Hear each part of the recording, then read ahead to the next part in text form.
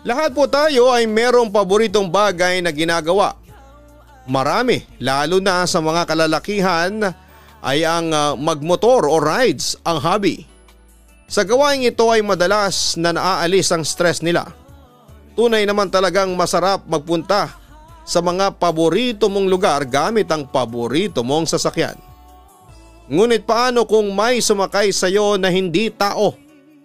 Paano kung ang inaakala mong normal na ride lamang ay mahaluan ng kababalaghan na hinding-hindi mo makakalimutan sa panghabang buhay? Dear Papa Dudut, itago mo na lamang ako sa pangalang Rainier, 32 years old at mahilig po akong magmotor, lalo na kapag wala akong trabaho. Nagpupunta ako sa mga lugar na hindi ko pa napupuntahan at nagbibigay yon sa akin ng satisfaction. Madalas ay kung saan-saan ako napupunta. Mas gusto ko ang ganon, Papa Dudut. May thrill kasi akong nararamdaman. Mas gusto ko rin na sa gabi ako nagtatravel ng mag-isa. Minsan ay madaling araw pa nga dahil iwas sa traffic at sa dagsa ng mga sasakyan sa daanan. Nahinto nga lang ako sa gawain kung ganon nung magkaroon ng pandemic. Napermi ako sa bahay. Kaya naman talagang ang saya ko nang lumuwag na ang patakaran at pinayagan na ang pagbabiyahe. Ang aking ikakwento ay nangyari noong nakaraang taon lamang. Fresh na fresh pa sa utak ko ang lahat, Papa Dudut. Meron po akong girlfriend noon, si Eileen. Bago ko makilala si Eileen ay member ako ng isang group ng mga riders. Kada buwan ay nagra-rides kami dahil sa hindi mahilig sa ganung activity si Eileen ay hindi siya sumasama. Selosa si Eileen kapag may nakikita siyang picture sa Facebook na may katabi akong babae ay talagang inaaway niya ako. Kahit ang totoo ay wala namang namamagitan sa amin ng mga babaeng pinagseselosan niya. Kagrupo lang namin yon kaya sa tuwing magpipicture ang aming grupo ay hindi na ako tumatabi sa mga babaeng member namin. To be honest, nakakasakal si Eileen. Maraming beses na hindi niya ako pinapayagan na sumama sa mga kapwa riders ko dahil sa selos niya. Baka raw meron akong ginagawang kababalaghan porket wala siya sa tabi ko. Kahit na anong paliwanag ko kay Eileen ay hindi pa rin siya naniniwala. Sa madaling salita ay wala siyang tiwala sa akin, Papa Dudut. Hindi ko nga rin alam kung bakit ganun siya sa akin kahit na wala naman akong record na nagloko ako. Ang naiisip kong dahilan ay baka niloko siya ng mga naging ex niya at iniisip niya na gagawin ko rin yon sa kanya, Papa Dudut. Ayaw din namang pag-usapan ni Eileen ng past relationship niya. Kaya hindi talaga ako sigurado sa pinaghuhugutan ng pagiging selosa niya. Ang ginagawa ko ay nilalawakan ko na lamang ang pag-iintindi ko at tinahabaan ng pasensya. Mahal na mahal ko kasi si Eileen ng time na yon at hindi ko pa siya kayang mawala sa buhay ko. Siguro kung ipapakita ko sa kanya na matalino ako ay magtitiwala rin siya sa akin. Kahit paano naman ay nasasanay na ako sa ugali ni Eileen. Dati ginagawa ko para lamang hindi siya magkaroon ng reason na magselos. Pero ganon pa rin siya. Kaya hindi talaga ako makapaniwala nang sabihin niya sa akin na pinagbabawalan na niya akong sumama sa mga kapwa ko riders. Kung gusto ko raw bumiyahe gamit ang motor ko ay mag-isa na lamang ako. Hindi raw kasi talaga siya tiwala sa mga kasama kong babae na riders. Baka raw merong lumalandi sa akin o ako ang mismong lumalandi. Eileen, hindi mo naman ako kailangan na patigilin sa pagsama sa mga kapwa ko riders kasi wala kaming ginagawang masama. Close na akong lahat sa kanila. Saka eto na nga lang ang hobby ko pagbabawalan mo pa ako, ang sabi ko. Hindi kita pinagbabawalan na magmotor, ang gusto ko lang ay umalis ka na sa grupo na yon dahil wala akong tiwala sa mga babaeng kasama mo sa grupo nyo. Bakit? Hindi ka ba makakapagmotor ng mag-isa? Mag-isa ka lang naman dati wika pa ni Eileen. Mga kaibigan ko na sila at hindi madali ang gusto mong gawin ko. Git ko. So mas importante na sila kaysa sa akin. Kung ganon, mag-break na lang tayo. Hamon pa ni Eileen. Siyempre dahil sa mahal na mahal ko pa rin si Eileen at ayoko na maghiwalay kami ay sinunod ko na lamang siya, Papa Dudut. Ganon ako kaututo kay Eileen dati. Kung anong sabihin niya ay talagang sinusunod ko. Kahit nga ang umalis ako sa mga kagrupo kong riders ay labag sa akin, pero ginawa ko para lamang sa peace of mind ni Eileen. Kaya simula ng araw na yon ay mag-isa na lamang akong nagtatravel gamit ang motor ko. Nanibago ako ng sobra kasi hindi na ako sanay na mag-isa. Pero kahit mag-isa na lamang ako ay hindi pa rin natigil ang pagdududa ni Eileen. Aniya ay baka raw kung sino-sinong babae ang binabakride ko dahil sa mag-isa na ako. Ang dalas ko pa raw magmotor. Ang naisip ni Eileen ay ipalagay ko ang pangalan niya sa upuan sa likuran ko. Bumili pa siya ng waterproof na sticker ng pangalan ni Eileen at nilagay ko yon sa upuan sa likuran ng driver ng motor. Bukod sa pangalan ni Eileen ay may kasama pa yung my one and only. Kung yon ang makapagpapatahimik kay Eileen ay gagawin ko na lamang. Tuwang-tuwa si Eileen ang gawin ko yon, Papa Dudut. At least daw kung sakali na may ibang babae akong isasakay ay malalaman kaagad na meron akong girlfriend. Ang sabi ko naman ay wala akong ibang babaeng sinasakay dahil kontento na ako sa kanya. Ewan ko ba, Papa Dudut. Ginagawa ko naman ang lahat para ipakita kay Eileen na wala akong ibang babae pero lahat ng yon ay baliwala kay Eileen. Puro talaga siya duda. Isang araw ay naisipan ko na magmotor at magpunta sa lugar na hindi ko pa napupuntahan. Wala kasi akong pasok ng araw na yon, tapos nang ayain ko naman si Eileen ay hindi siya pwedeng sumama sa akin dahil may pupuntahan sila ng family niya. Maayos ako nagpaalam kay Eileen at pinayagan naman niya ako basta mag-update lang daw ako palagi sa kanya para hindi siya nag-iisip ng kung ano-ano tungkol sa akin. Hapon ay umalis na ako sa bahay namin para magmotor. Wala naman akong specific na pupuntahan. Kung saan ako dadalhin ng gulong ko ay bahala na. Ganon kasi talaga ang ginagawa ko noong mag-isa pa akong nagmumotor. At wala ako sa grupo. Inulit ko lang kasi wala na ako sa grupo ng mga riders. Saka talagang stress na stress ako sa trabaho ko ng time na yon kaya kailangan ko na talagang mag-travel nang wala akong kasama. Halos 2 oras na akong nagmomotor. Na mag-stop over muna ako sa isang maliit na kainan ng pares. Nagugutom na ako kaya kumain muna ako, Papa Dudut. Papadilim na noon at yon ang oras na hinihintay ko. Gusto ko kasi ay gabi akong bumiyabiyahe. Merong maliit na kalsada sa tabi ng parisan at hindi ko alam kung saan ba yon papunta.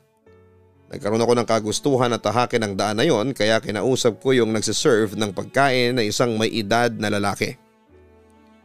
Boss, saan po papunta ang daan na yan? Tanong ko sa lalaki. Dead end yan, sir. Bahayan na yan sa dulo niyan, tugon niya. Hindi po ba mahirap ang daan dyan? Tanong ko pa. Hindi naman, sir. Bakit? Dadaan po ba kayo doon? Tanong niya sa akin. Opo, matipid kong tugon. Naku, mag-iingat po kayo, sir. Ang sabi pa ng lalaki. Nagpasalamat ako sa kanya at ang iniisip ko kung bakit niya ako pinag-iingat ay baka dahil sa hindi maayos ang daan. Pero sanay naman ako sa mga ganong daan. Ganon nga ang gusto ko para may challenge kahit papaano. Bago ko umalis sa parisan ay nagchat muna ako kay Eileen at sinabi ko sa kanya na nasa labas pa ako. Nagsend pa ako sa kanya ng selfie ko para hindi niya isipin na nagsisinungaling ako. After noon ay bumiyahe na ako papunta sa maliit na kalsada. Maayos naman ang daan, yun nga lang ay puro puno at matataas ang damo ang nasa magkabilang gilid. Pakiramdam ko anytime ay merong susulpot mula sa damuhan tapos ay madilim pa kasi walang poste ng ilaw at wala akong nakikitang kahit na isang bahay. Kahit may kaba akong nararamdaman ay tuloy pa rin ako sa pagmamaneho hanggang sa umambon at lumakas na ang ulan. Nagsuot na ako ng kapote kahit na medyo nabasa na ako noong umambon. Tuloy pa rin ako kasi gusto kong marating ang dulo ng kalsada na yon. Narating ko naman ang sinasabi ng lalaki na kabahayan. Pagdating ko roon ay naisipan kong bumalik na kagad kasi wala naman talaga akong pupuntahan doon. Habang nagbabiyahe ako pabalik ay may napansin akong puti na bagay sa gilid ng daan. Habang papalapit na ako sa bagay na yon ay narealize ko na hindi yun isang bagay kundi isang tao. Isang babae, Papa Dudut. Nakatayo siya sa gilid ng kalsada at parang hindi niya iniinda ang lakas ng ulan. Para bang meron siyang hinihintay. Naisip ko na pasakayin yung babae dahil kawawa naman at baka nag-aabang din siya ng masasakyan. Pero bigla ko naisip si Aileen. Nangako nga pala ako sa kanya na hindi ako magpapasakay ng ibang babae sa motor ko. Nagkunwari na lamang akong walang nakita at nilampasan ang babae. Sinabi ko pa sa sarili ko na hindi naman ako pinara ng babae kaya baka naman mali ako ng unang naisip na nag-aabang yung babae ng masasakyan. Dire-diretso lamang ako sa pagdadrive. Ang hindi ko maintindihan ay kung bakit hindi mawala sa isipan ko yung babae, Papa Dudut. Nakonsensya ako na iniwanan ko siya doon na mag-isa. Paano kung may mangyaring masama sa kanya? Paano kung may mga lalaki na bumastos sa kanya? Babae siya at wala siyang kalaban-laban. Hanggang sa hindi na talaga kinaya ng konsensya ko, Papa Dudut. Nag-decide na akong balikan yung babae at kung kailangan niya ng masasakyan ay pasasakayin ko siya. Hindi talaga kaya ng konsensya ko. Inisip ko na lamang na hindi naman siguro yon malalaman ni Aileen kung hindi ko sa kanya sasabihin. Wala rin akong balak na sabihin sa kanya kasi alam ko na kahit wala akong ginawang mali ay magsiselos pa rin siya. Mabagal lamang ang pagpapatakbo ko kasi madulas ang daanan. Mahirap na baka maaksidente ako doon. Wala akong mahihinga ng tulong. Natatandaan ko yung spot kung saan ko nakita yung babae, malapit siya roon sa isang puno na nakatumba. Pero sa pagbabalik ko sa lugar kung saan ko nakita yung babae, wala na siya, Papa Dudut. Para akong baliw na sumisigaw para tawagin yung babae pero wala na talaga siya. Naisip ko na baka nakasakay na siya o baka naglakad na lamang siya. Baka doon siya nakatira sa kabahayan na sa dulo ng kalsadang yon. Para makasigurado ay bumiyahe ulit ako papunta sa kabahayan at baka madaanan ko yung babae kung tama ang iniisip ko na naglakad siya pero hindi ko na siya nakita pa. Ipinagdasal ko na lamang na sana'y okay at ligtas siyang nakapunta sa pupuntahan niya. Bumalik na ulit ako at nang lumampas na ako sa lugar kung saan ko unang nakita yung babae ay napatingin ako sa side mirror at nakita ko ulit yung babae. Napahinto ako at lumingon ako pero wala naman doon yung babae. Hindi ko alam kung namamalikmata lang ba ako o epekto lamang yun ng pagod ko sa pagmamaneho. Dahil sa umuulan ay naisipan kong umuwi na sa amin para makapagpahinga. Baka kasi magkasakit pa ako sa ginagawa kong yon. Nang paandarin ko na ang motor ko ay naramdaman ko na may sumakay sa likod ko kahit na wala naman akong nakitang tao. Medyo kinabahan na ako at marami akong alam na kwento ng katatakutan dahil nagsishare ang mga dati kong kagrupo kaya naisip ko na baka nga multo yung babaeng nakita ko. Sa sobrang takot ko ay mabilis kong pinaandar ang motor. Hindi ko na iniisip na baka sumemplang ako basta ang nasa utak ko ay makalis na sa lugar na yon. At baka pinaglalaroan na ako ng kung anong nilalang. Sa awa naman ng Diyos ay ligtas naman akong nakaalis sa kalsadang yon at nakauwi na sa aming bahay. Kinabukasan ng umaga ay sinurpresa ako ni Aileen. Umaga pa lamang ay nasa bahay na siya. Nagulat ako nang paglabas ko ng kwarto ay nasa sala siya at kausap ang nanay ko. Nang batiin niya ako ng happy mansari ay doon ko lang naalala na mansari nga pala namin. Hindi ko pinahalatang nakalimutan ko kasi alam ko na magagalit siya sa akin. Ang sabi ko ay bala ko nang magpunta kami ng Tagaytay sa araw na yon. Kaya maaga akong nagising. Naniwala naman si Aileen sa akin at sumabay na siya sa akin na mag-almusal. Kumusta pala ang rides mo kagabi? Tanong ni Aileen habang kumakain kami. Okay naman na walang stress ko sa trabaho kahit papaano. Naabutan nga lang ako ng ulan kaya maaga akong umuwi. Tugon ko. Sinabi ko kay Eileen na magmotor na lamang kami pagbunta sa Tagaytay para mas mabilis at hindi kami mahirapan sa pagkukommute. Pumayag naman siya, Papa Dudut. Naligo at nagbihis lamang ako ng mabilis. Nauna na si Eileen sa labas ng bahay at dala na niya ang susi ng motor ko. Paglabas ko ay nakita ko si Eileen na nakatayo sa tabi ng motor. Nakabusangot ang mukha niya. Kapag ganoon ay alam ko na hindi maganda ang mood niya. Nagtaka lamang ako kasi okay naman siya kanina tapos biglang ganon. Tara na, turan ko. Sandali lang, bakit sira yung pangalan ko dito sa upuan? Tanong ni Eileen. Totoo ang sinabi niya, Papa Dudut. Nasira na nga ang pangalan niya sa upuan sa motor ko. Nawala ng ibang letter. Pinaghinalaan tuloy ako ni Eileen na ako ang sumira sa pangalan niya sa motor ko. At baka raw meron akong sinasakay na babae noong bumiyahe ako noong nakarang gabi. Hindi ko yun napansin kagabi kasi ang sinabi ko ay baka nasira dahil sa lakas ng ulan. Ang sabi ni Eileen, alam niyang waterproof ang sticker kaya imposible ang sinasabi ko. Kung ano-ano pang sinabi niya sa akin na medyo nagpipigil siya kasi nandun kami sa bahay namin. Tumuloy pa rin naman kami ni Eileen sa date namin sa Tagaytay. Yun nga lang ay parang wala rin akong kasama kasi hindi niya ako kinakausap. Kumbinsido talaga siya na meron akong ibang babae na sinasakay sa motor ko. Ang totoo ay muntik na pero hindi naman natuloy dahil nawala na yung babae na tutulungan ko sana. Ang hinalo ko pa ay multo yung babae na yon, Papa Dudut. Hanggang sa maihatid ko si Eileen sa bahay nila ay hindi niya pa rin ako kinakausap. Humingi na lamang ako ng sorry sa kanya kasi nasira yung pangalan niya sa motor ko. O bakit ka nagsusorry? May babae ka talagang pinasakay sa motor mo kagabi? Tingnan mo, iba na ang pakiramdam ko nung nakasakay ako sa motor mo. Ang bigat ng pakiramdam ko kasi may sinakay kang ibang babae. Turan pa ni Eileen. Ipapaputol ko ang mga daliri ko sa kamay kung may pinasakay ako. Saka nagsorry ako kasi nasira yung sticker ng pangalan mo at hindi dahil sa kung anong dahilan.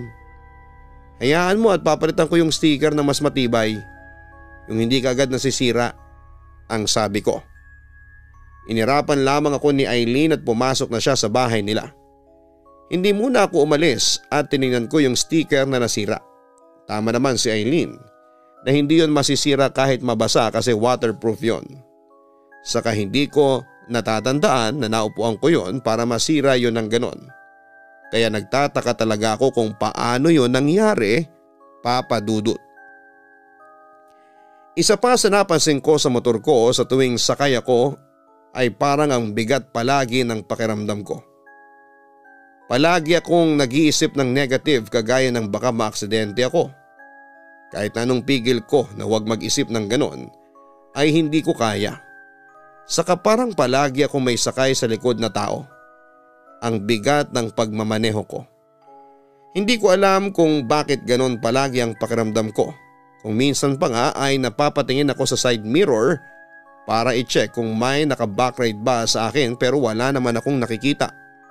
Talagang pakiramdam ko lamang yon. Hiniram ng kapatid kong lalaki ang motor ko kasi pupunta siya sa bahay ng kaklase niya. Noon pa man ay hinihiram na yon, Papa Dudut, ng kapatid ko.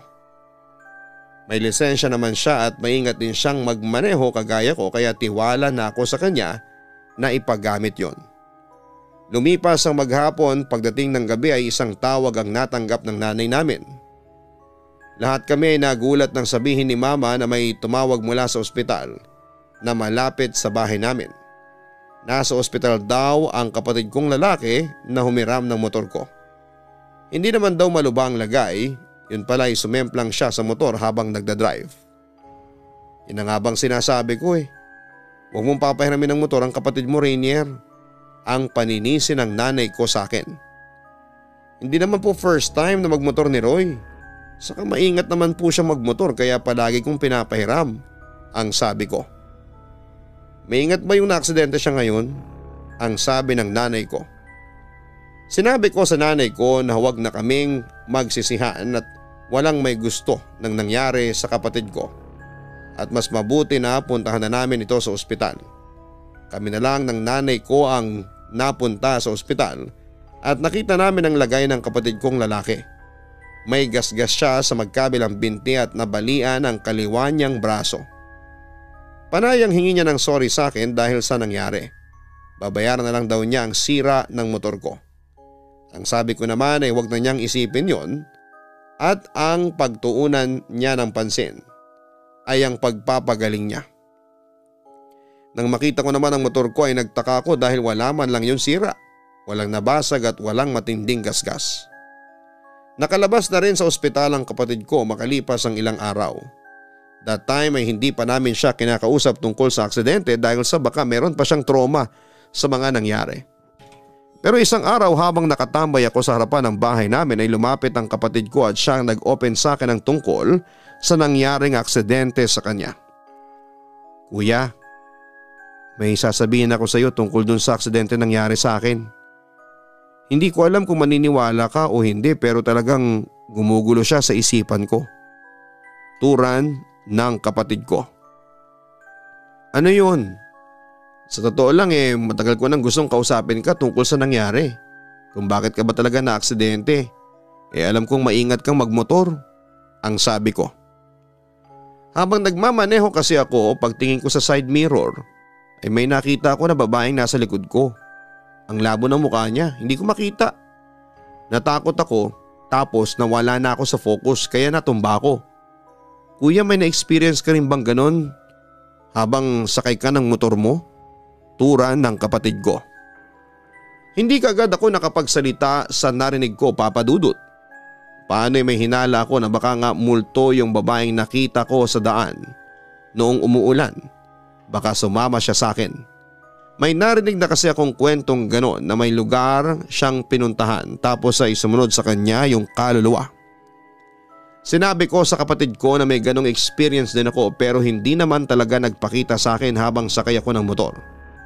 Ang sabi ko ay may nararamdaman lamang ako na sumakay sa likod ko pero wala namang tao.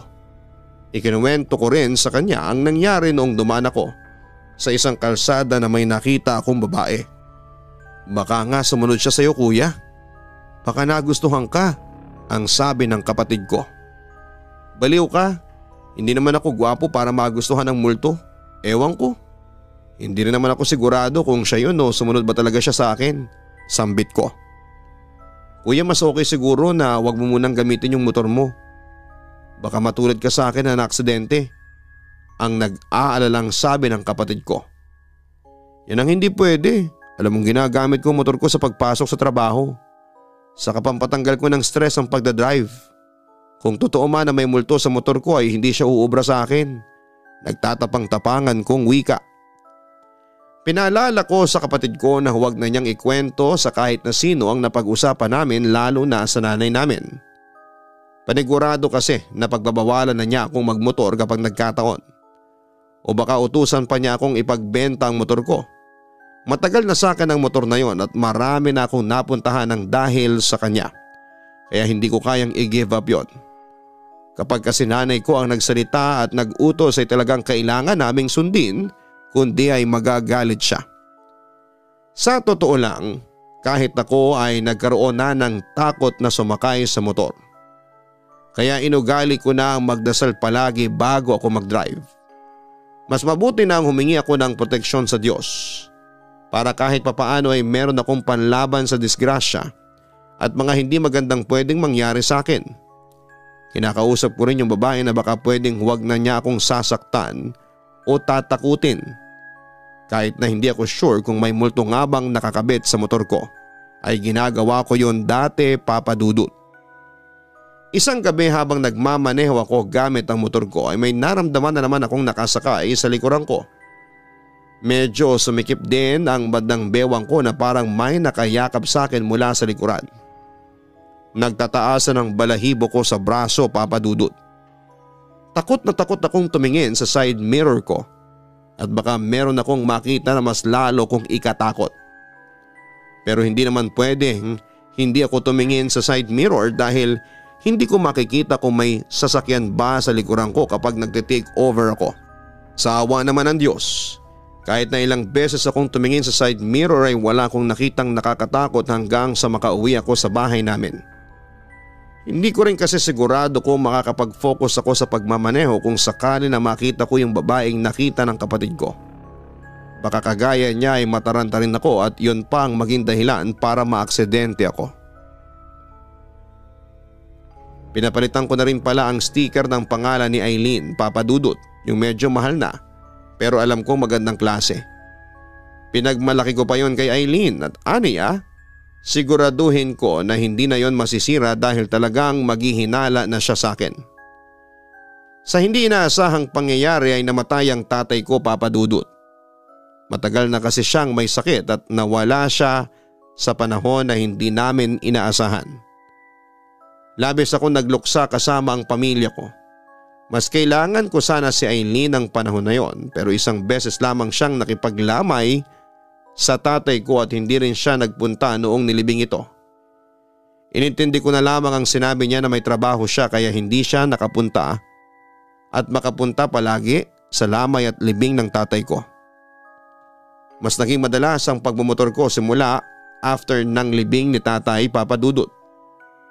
Sa ganung paraan kasi ay nakakalimutan kong pansamantala ang lungkot. Ang buong akala ko ay maintindihan ako ni Eileen pero hindi. Kapag magpapaalam ako sa kanya na magmumotor ako at pupunta sa kung saan ay palagi niyang sinasabi na baka makipagkita lamang ako sa babae ko o kaya ay meron akong inaangkas na ibang babae. Palagi kong sinasabi sa kanya na kaya ako nagbabiyahe ng madalas ay dahil sa malungkot ako sa pagkamatay ng tatay ko at yon ang paraan ko para makalimot ng pansamantala. Kaya lang ay hindi naniniwala si Eileen. Iginigit niyang nambababay ako kahit na hindi naman totoo.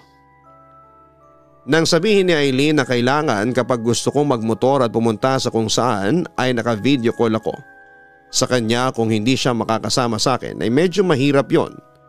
Kasi baka hindi ako makapag-focus sa pagdadrive. Pero dahil sinabi nga ni Eileen ay sinunod ko na lamang. Ganun na nga ang ginawa namin kapag nagmumotor ako at nag-aalis ako ng lungkot.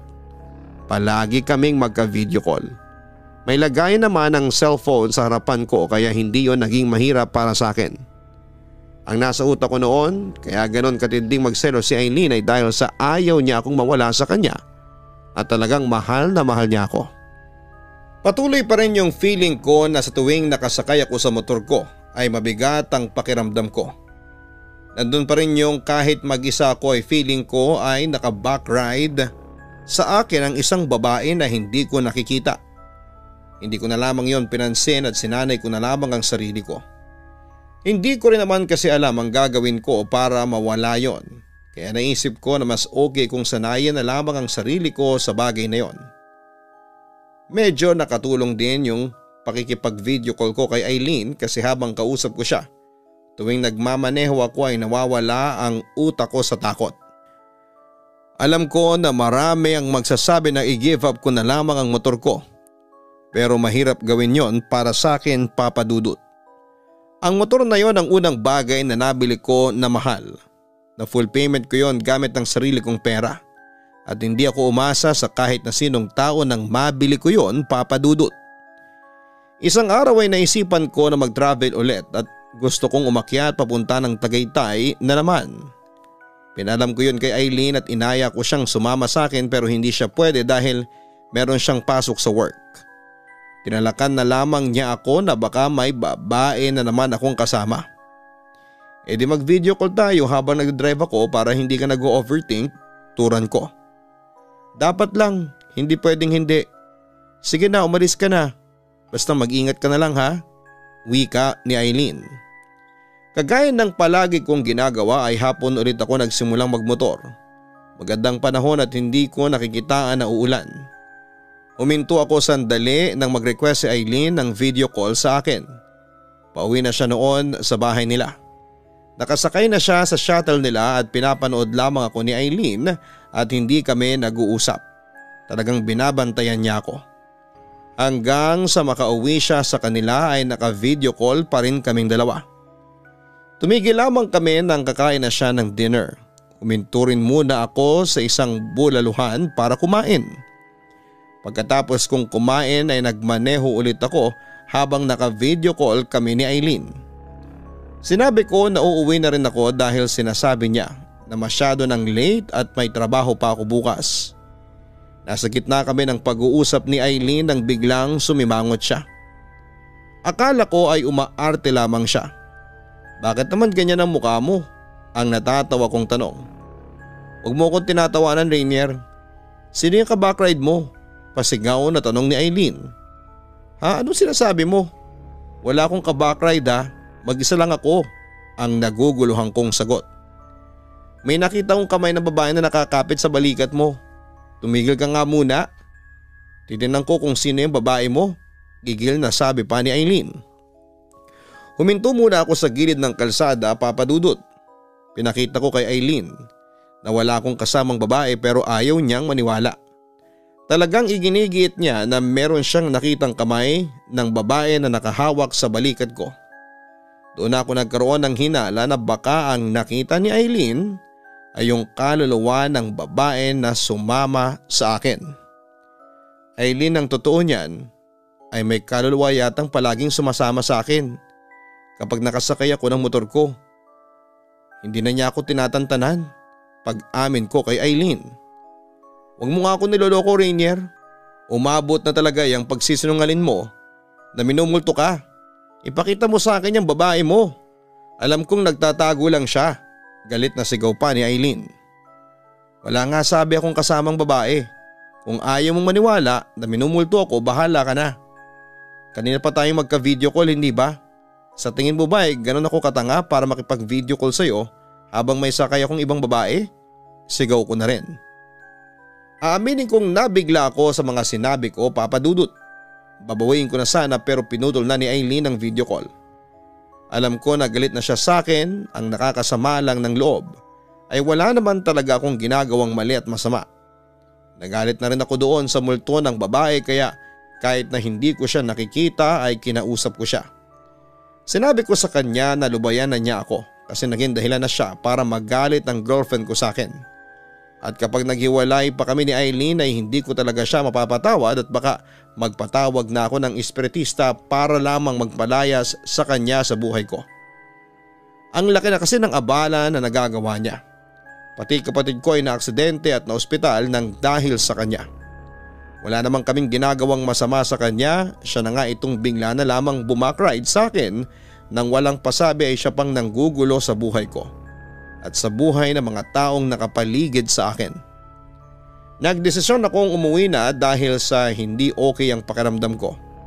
Gusto ko sanang puntahan muna si Aileen sa bahay nila pero alam kong hindi niya ako haharapin dahil galit pa siya sa akin. Kailangan kong palipasin muna ang init ng ulo niya bago ko siya kausapin. Pinalipas ko muna ang gabing yon. Kinabukasan ng umaga ay nag-chat ako kay Aileen na pupunta ako sa bahay nila pagka-out ko sa trabaho. At gabi na yon. Wala akong natanggap na reply kay Aileen pero kahit ganoon ay desidido pa rin akong puntahan siya sa bahay nila.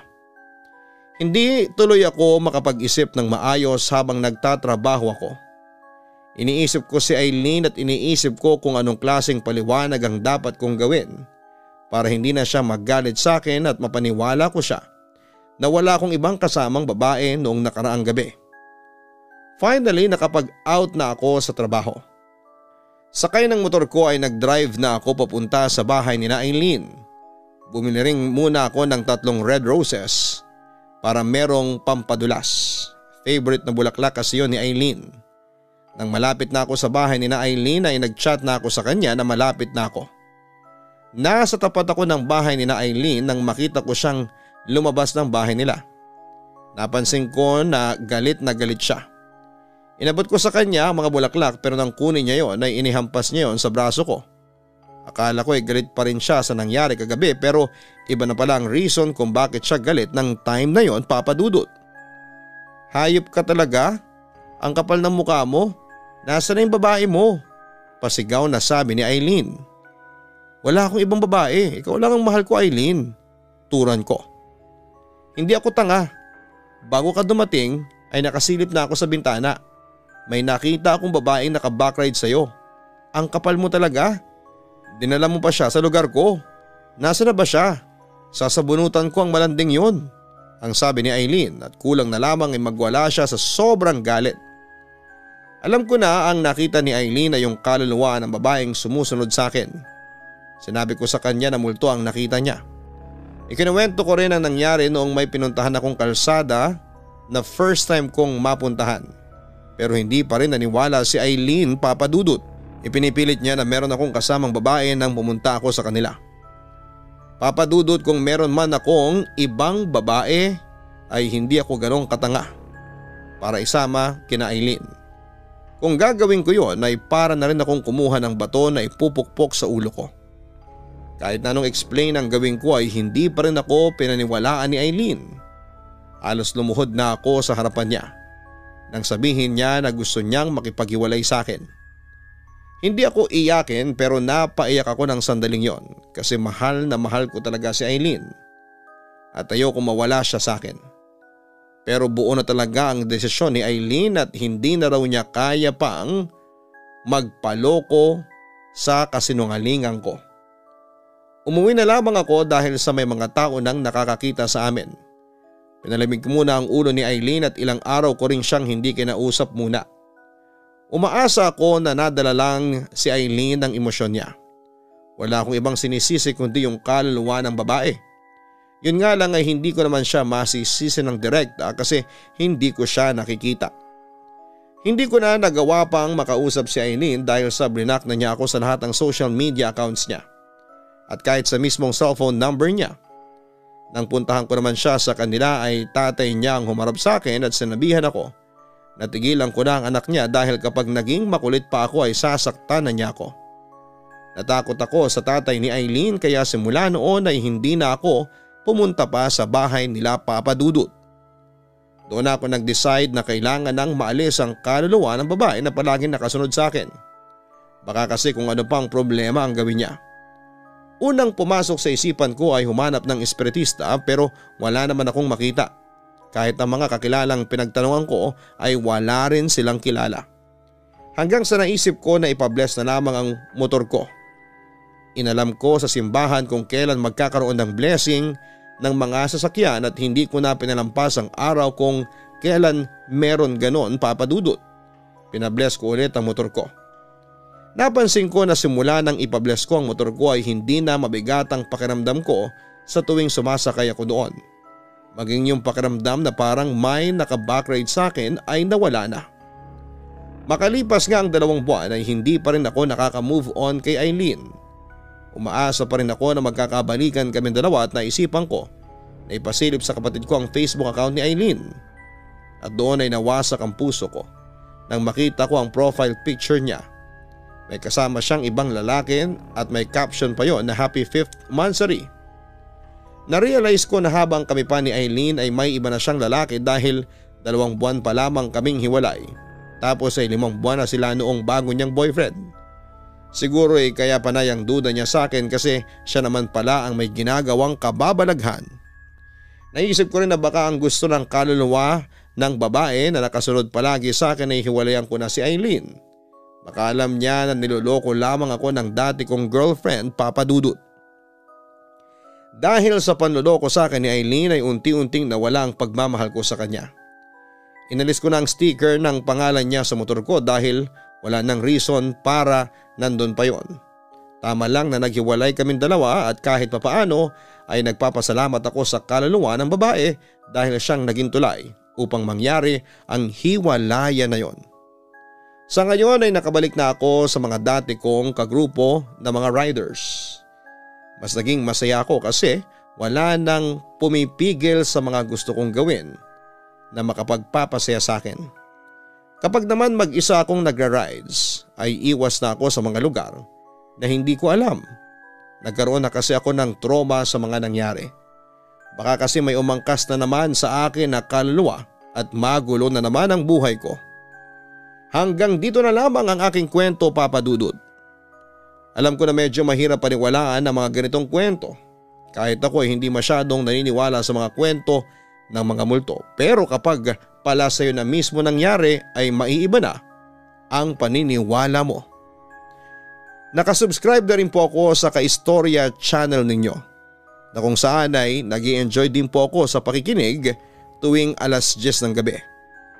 Maraming salamat po sa inyo, Papa Dudut. Lubos na gumagalang, Rainier.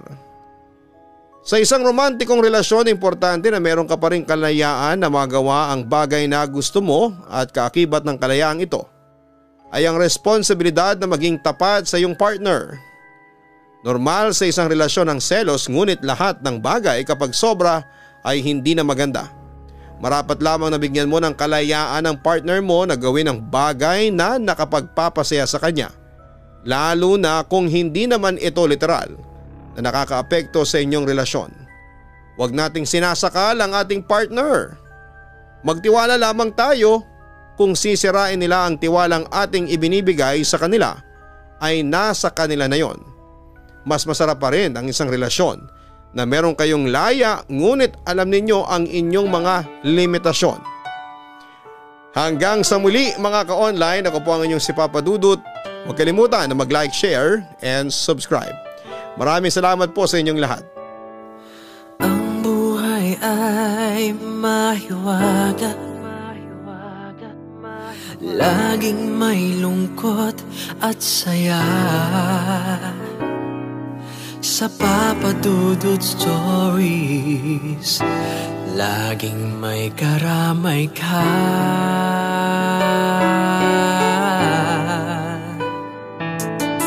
Mga problemang kay bigat,